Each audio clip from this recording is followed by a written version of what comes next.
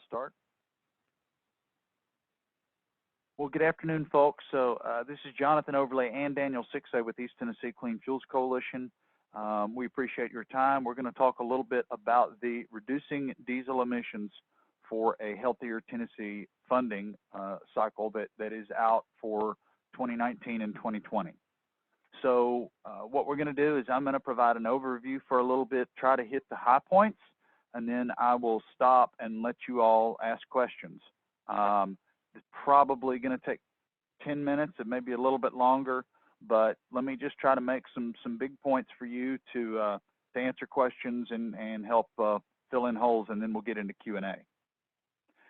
So we are showing our website right now on tncleanfuels.org, and there's a page that just is an additional page on our website for this funding program, and we use the acronym. But if you need it, I believe you should be able to go to that acronym, RDE4HT.info, and it will take you to that page. You may have seen that on materials or you may not, but just know that acronym.info will get you to this page. There was a press release, I believe, on it. There's a news item or two on our website. There's a couple of ways you may see this.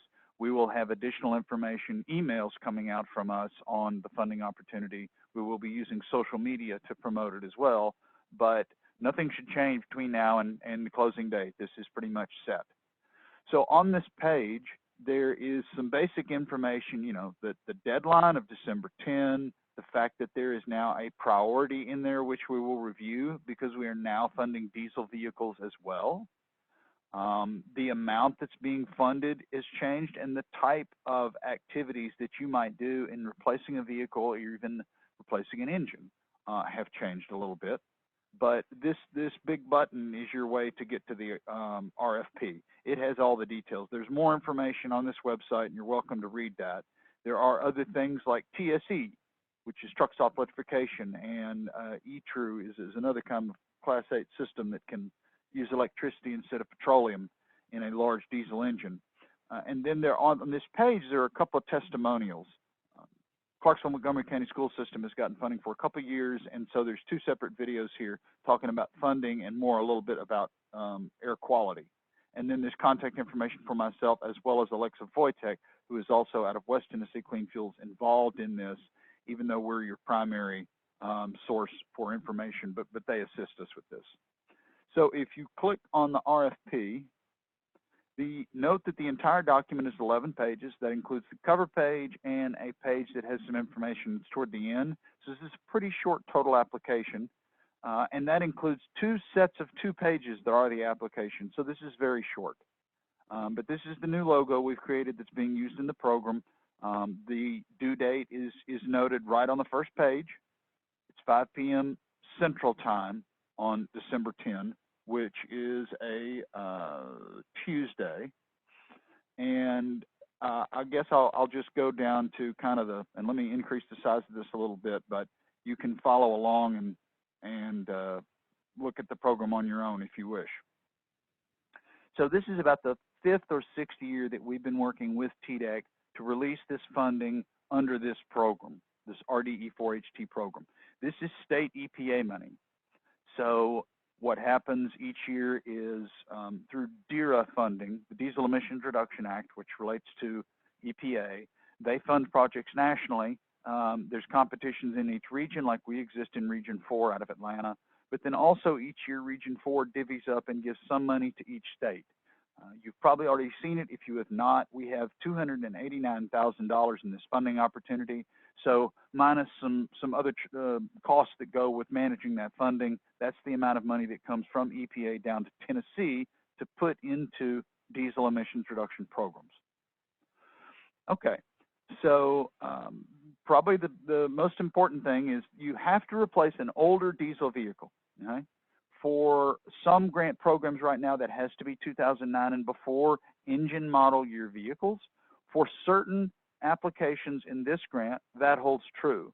But for certain vehicles that you may want to get as your new vehicles or new engines, you may be able to replace newer than 2009, that is 2010, 11, 12, or younger vehicles.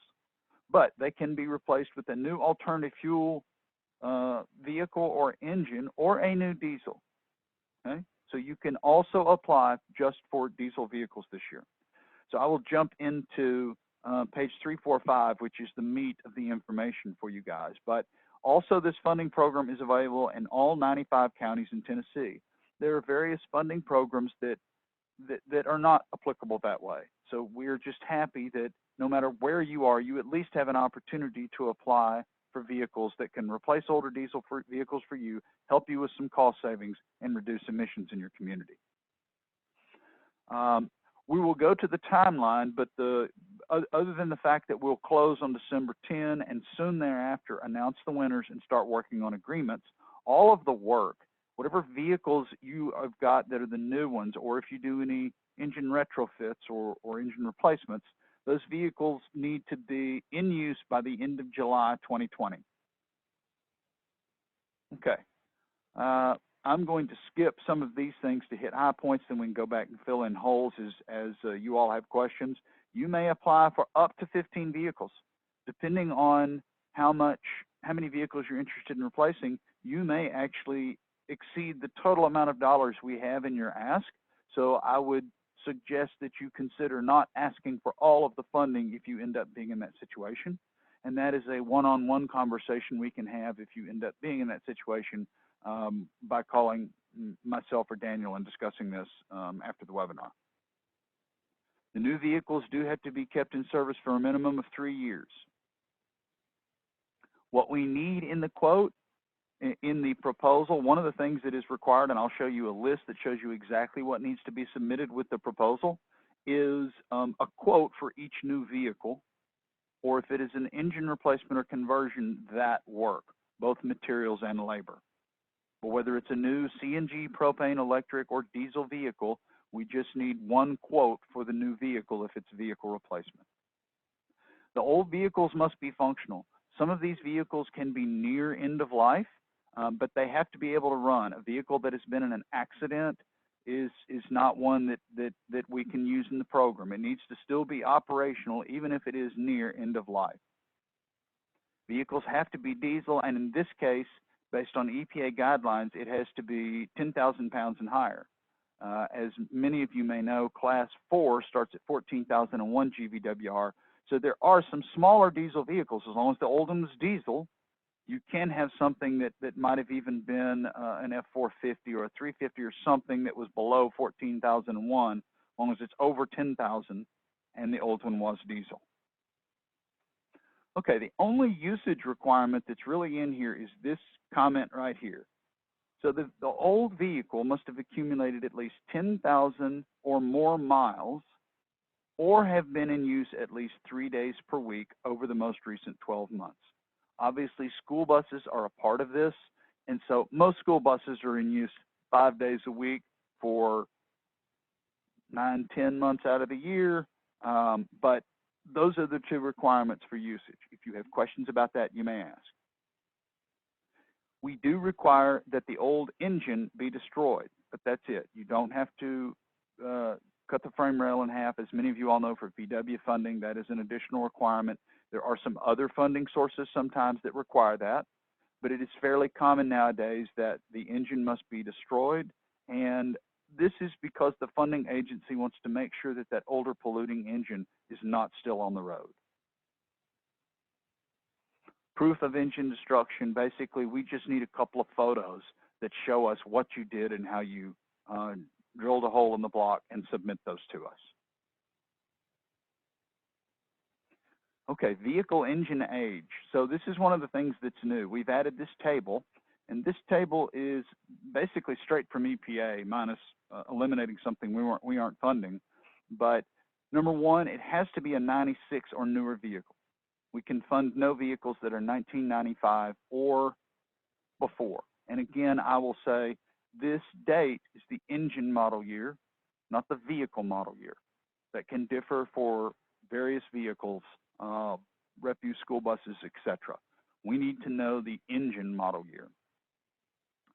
So if you want to replace the engine or the vehicle, You can do 96 through 2009 vehicles if it meets the new EPA NOx standard, which is 0.2 grams per brake horsepower hour. Okay? If you have a cert and it meets that standard, you cannot do a 2000 newer vehicle. If you have, in cases of alternative fuels like compressed natural gas, propane, and certainly electric, many of the vehicles that are out now can go what's called low NOx. They can go below that 0.2 grams per horsepower hour and can reach 0.1 or lower for the NOx standard. If the engine in the new vehicle you want or the engine replacement reaches 0.1 or lower, then you may ask for the same range, 1996 to 2009 vehicles being replaced, or newer. It jumps into this new category. So EPA allows, if it is low NOx, yes, half the standard or lower, they allow you to replace newer old diesel vehicles, if you follow me there. So I think most people are interested in vehicle replacement, so this is kind of a critical piece right here, and I'm going to take a few minutes and go through this, and then I will talk more quickly about alternative fuel conversions and engine replacements. But if you are meeting that standard, then you can ask for 25% of the total cost of the replacement vehicle. If you're getting a new CNG street sweeper, and the diesel street sweeper costs $70,000 and the CNG street sweeper costs $90,000, the cost for your new CNG street sweeper is $90,000. I need the quote that talks about all the costs related to that new CNG vehicle, or something that's going to point out that that is going to cost $90,000. And the fact that you can get 25% in this case off of that would mean that whatever 25% of $90,000 is the maximum you can ask for.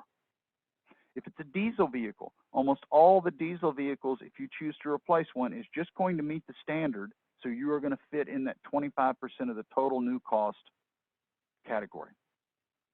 For many, not all, but for many CNG and propane vehicles, they are meeting this low NOx, so that if you are replacing an older diesel vehicle with one that hits 0.1 or lower, you can ask for up to 35% of the total cost of the replacement vehicle. The 45%, the last category, is only for vehicles that basically don't have a tailpipe, or that have zero, not near zero, but zero tailpipe emissions. So basically that's an electric category. If anybody is interested in electric vehicles of any size to replace an old diesel, let us know. We understand in many cases that electric vehicles are more expensive by a long shot than their diesel counterparts. So in some cases this may not work, but for others, this gets the near 50% of the new vehicle's cost. So with engine replacements, it's very similar in that there's a base percent you can ask for if it meets the standard. That number goes up if it is low NOx, and then if it's zero tailpipe emissions, it goes up to 60%. Those numbers are just 40, 50, and 60%. But again, that's based on meeting the NOx standard, 0.1 or lower NOx, and zero NOx as those percents. And this is less common than it was a decade ago, but people used to do more alternative fuel conversions, but that is now allowable, and in this case, it's 40% of the cost. And when we get to engine replacements and alternative fuel conversions, the cost is not just the cost of the vehicle, it's the cost of the equipment and the labor associated with doing the conversion or replacing the engine. Just a few more points and then I should be done, and I will let you all ask questions. One of the other things that's new this year is this priority. So because we are funding diesel vehicles, we know in many cases that the alternative is going to be cleaner, not just from a nitrogen oxides perspective, but frequently from a greenhouse gas perspective, as well as for other criteria pollutants. So this priority is starting this year. And TDEC actually would like to put a preference on school buses. So this was derived after discussions with TDEC. But the first priority we will have in applications is people that are applying for alternative fuel school buses. And alternative fuel means any of the alternatives that does not include gasoline. That means typically CNG, propane, and electric. Then any other kind of work vehicles that fit the mold for this project, an older diesel vehicle that is going to be alternative fueled, will be the second priority. Third and fourth, as you can see there, are new diesel school buses and then new diesel vehicles of any other type. I'll let someone speak up if they have questions about TSE and related, but the last thing, what I'll end on, other than going over the application real quickly, is the important dates. So I've talked about those a little bit, not to beat a dead horse, but we released this on October 15.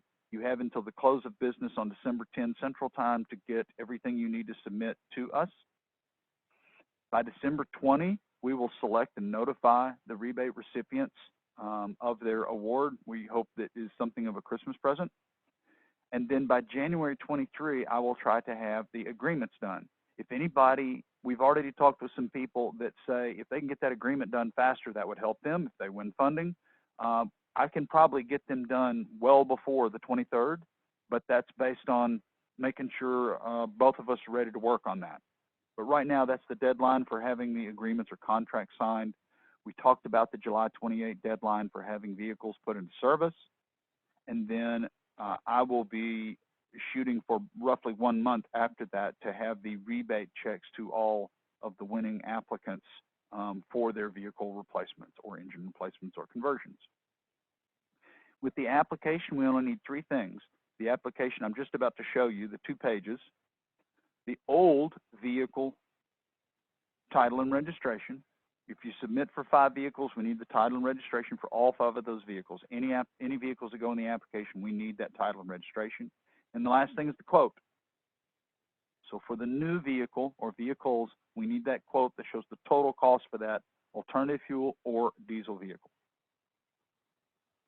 Now, last is just the application. Some of you may have seen this before. It is a fillable PDF. If you can save this document, and if you know Acrobat fairly well, you should know how to delete the rest of the pages so that all you have are this page, page 7, and this page, page 8. If you would like us to make you one and email it to you, just let us know. We're happy to do that. But this is what we need. And so if I put the monster VIN for a vehicle in there, you can go through and just fill all this in. If it was in 2008, it's 35,000 GVWR. Engine manufacturer was Cummins. Average recent miles, 12,000 miles a year. Fuel use was 3,000 gallons. Idling hours we ask for. This is an EPA requirement, not necessarily needed in terms of deciding on who may win funding, but let's just say it was 250 hours, and then you're asking for $25,000 for each vehicle. And that total says $250,000, which is absolutely not right, and I bet it won't take it. Just ignore the total. I thought I had that fixed. But, oh, I said $25. What? Yeah, okay, there's something funky over there. But as long as I understand your numbers and you tell me those, we should be good to go. And you can call me, put it in an email. I may go in and try to see what happened to this form and fix this form.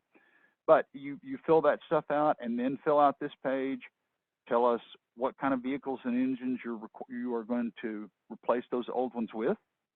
Explain if you have an idle reduction policy. And then tell us a little bit about how you plan to communicate the addition of these new cleaner vehicles into your community. Agree to these requirements and sign off. Include the title and registration for the old vehicle and the quote, and that's all you need to do. So I think with that, I will stop, and I'm going to back up here, and I cannot see the, let's see if I can see. Do we have any questions via chat, Daniel? We do not. What I'm going to do is I'm going to go through and unmute everyone just for a moment, and people are now free to ask questions. Everyone is unmuted.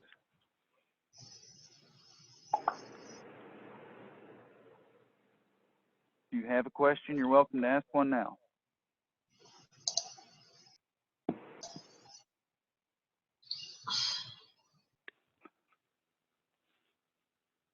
I'll mention one other thing while we're waiting, and that is that some folks have asked if you can use this funding as cost share for VW or vice versa?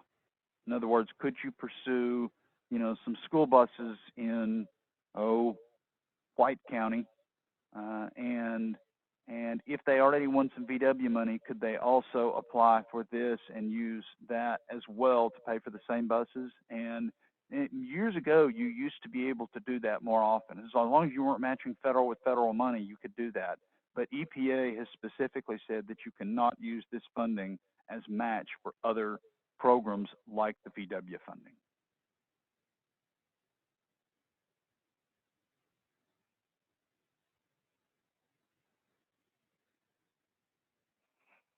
Okay.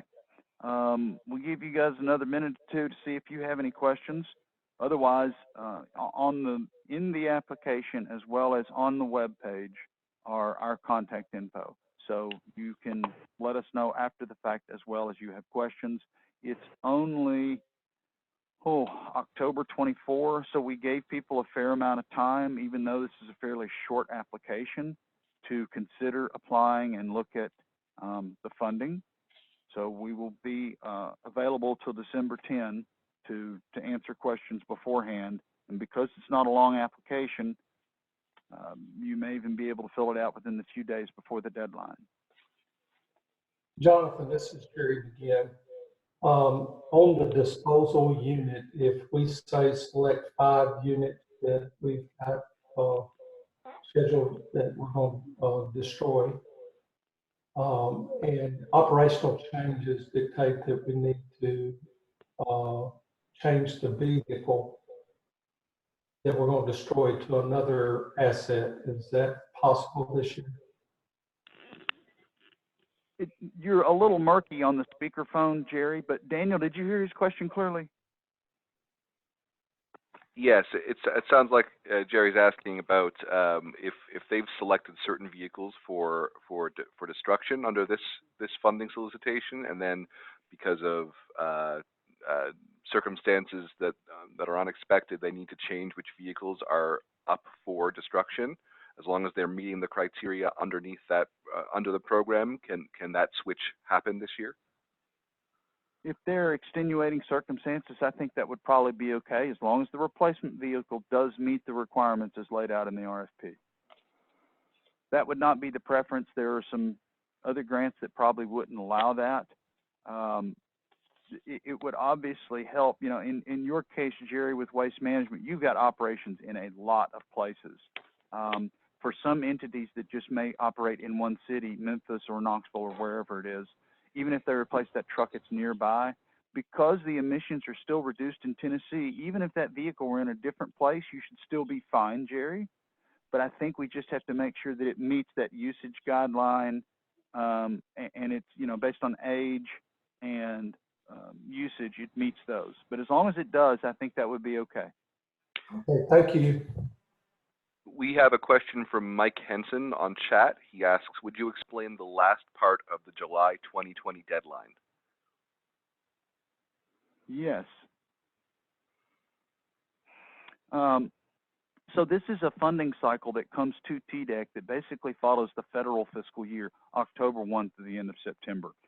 In some years, states are held to that year to start the program and finish everything all the way down to the requirements that we have in terms of reporting, the requirements that TDEC has for reporting to EPA. So the reason that is backed up is because we, number one, if you win money for 3 vehicles, Mike, and you're working on getting those vehicles next year, you have to send me the documentation after you've received those vehicles that you have the new titles and registration, which is part of the process if you get a grant. We have to have the destruction photos from you. Whatever other documentation goes with that, we need to receive that from you, check it, make sure it's okay, and then we have to turn around and communicate with TDEC to pull down your funding. And then once we get that funding, we have to turn around and pay you. And there's some documentation and some work on our side. It takes a little time to go through that process. But what we've done is give ourselves a little bit of cushion before the end of September to try to make sure we get all of what TDEC and EPA want us to do completed on time. So I will say, You may have a little fudge space past July 28, but certainly in August, we're going to need to be getting those vehicles in use so that we have time in September to take care of on our side the rest of that processing and documentation work that we need to do. We have another question via chat from Joseph Southern. He asks, can we submit the same buses for 2019 DERA school bus rebates program and this funding? Okay, so if I'm understanding Joseph's question right, there's a separate school bus EPA funding opportunity out right now, and it's something they started about a decade ago that is a lottery. And EPA is very interested in seeing school districts in Tennessee apply for that. My understanding, Joseph, is that yes, you absolutely could apply to both, and if you win one, you're fine. If you win both, you cannot match EPA money with EPA money. You would not be able to accept if you won in both cases, both of those. And if it were a case where you applied to us and you applied to, and I think the deadline for the lottery EPA school bus funding is the end of this month. So it may be, I don't know how long their time is before they notify people that you may want to pursue that funding. And if you're going to find out within a month or at least a few days before the December 10 deadline, you could see if you won funding through that one, and then you wouldn't need to apply for ours. Or if for some reason you didn't win the lottery, pun intended, you could still apply to this program.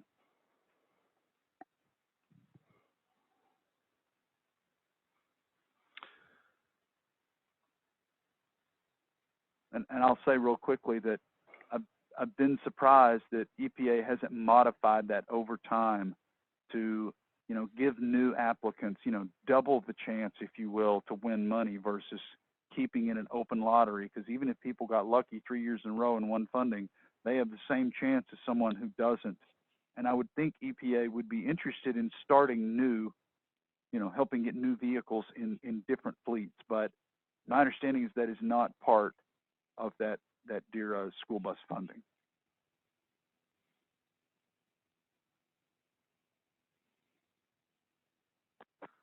And it looks like we have no more questions via chat.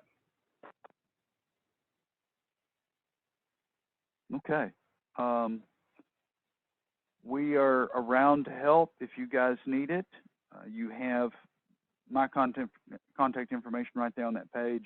If you go, you can obviously go to RDE4HT.info and find this page as well. If it's easier to remember, and you go to TN Clean Fuels, at the bottom of every page on our website are both Daniel and mine's contact information. So we have quite a bit of time. We're happy to help people if they have, special circumstances on this. So I think one of the last things I'll mention was there was a group that it was a school district that talked about the fact that they have some really old school buses, and let's call them 98s, and they have, those are used as backups, but they have some 2010s that they use on a regular basis that they could also that they would love to replace. If someone has a situation where they might want to destroy those old 98s, put the 2010s as your backup buses and order new buses, this is a question I can pose to TDEC. I think on the surface that should not be a problem as long as you apply to replace the 2010s. I think if we tell TDEC or EPA that if we actually take care of an older diesel engine that got used, that they would be okay with that. That's something I can ask for clarification on. It's possible. TDEC will have to give me a final answer, but if someone wanted to look at a situation like that, it's something we can consider.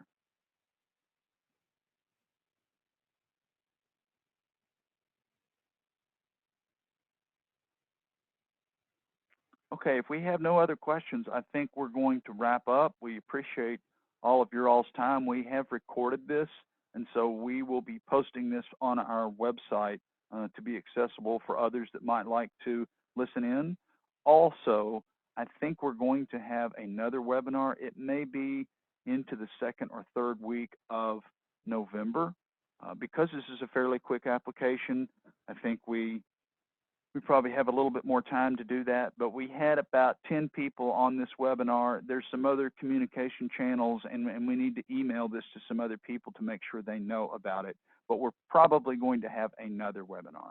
But just stay tuned to our email system or some of our social media channels or our news items on our website, and we'll announce through those channels when the next webinar is.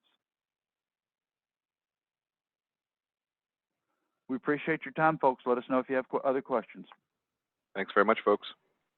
Thank you. Have a great week.